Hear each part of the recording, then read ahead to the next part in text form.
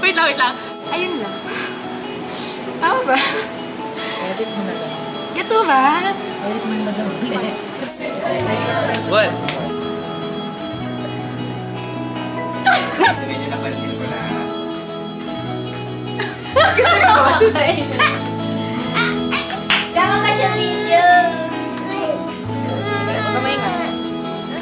Ay, so yung pag... Ang cute. 1, 2, 3. Para meron akong sarili kong barkada na lahat pwede ko ikwenta sa kanila. Tapos, yun, sa'yo lang, you can share maski ano. Na-enjoy mo yung mga kasama mo dahil pare-pareho kayo yung pininimulaan. Tapos na-enjoy mo kasi you keep each other accountable to each other. Bakit masaya maging part of a discipleship group? Kasi laging may makikinig sa'yo, as in hindi ka i-judge sa mga problema mo, ganyan, or sa mga experiences mo.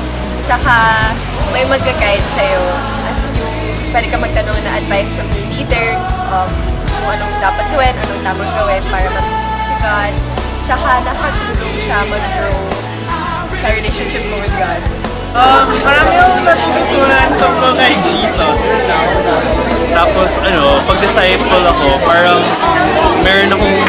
merong taong magsasabi sa akin kung ano dapat gagawin ko or matutulungan ako kung paano basahin yung Biblia.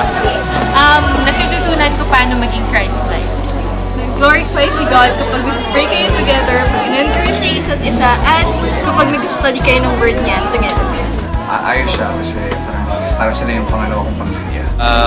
Merong nakikinig sa'yo, and hindi lang yan, merong nag-guide sa'yo. Meron kang parang kuya na nandiyan para tulungan ka kapag may problema ka at para encourage ka. Masaya. Una sa lahat kasi parang mas madaling maging disciple kaysa maging leader. Alam mo talagang may gagabay sa'yo na kung may mga pinagdududahan ka, may malalapitan ka agad. Guided ka, yung may gumagabay sa'yo sa buhay. Hindi mo kailangan mga pangapa na mag-trial and error ka para malaman mo kung tama ba yung ginagawa mo o hindi. Kasi may nagsasabi na sa'yo na from experience ito yung nangyari. Tapos, pangalawa, may tinitingalaan kang tao na mabuting example siya for na nakikita mo talaga siya yung gusto, siya yung image of a Christian na gusto mo maging, parang gano'n. Ayun lang. Hindi madaling maging disciple, pero hindi ko siya ipagpapalit. Para sa akin, yun yung pinaka-importanting bahagi sa buhay ko kasi si God, para siyang resultant. He won't let you down.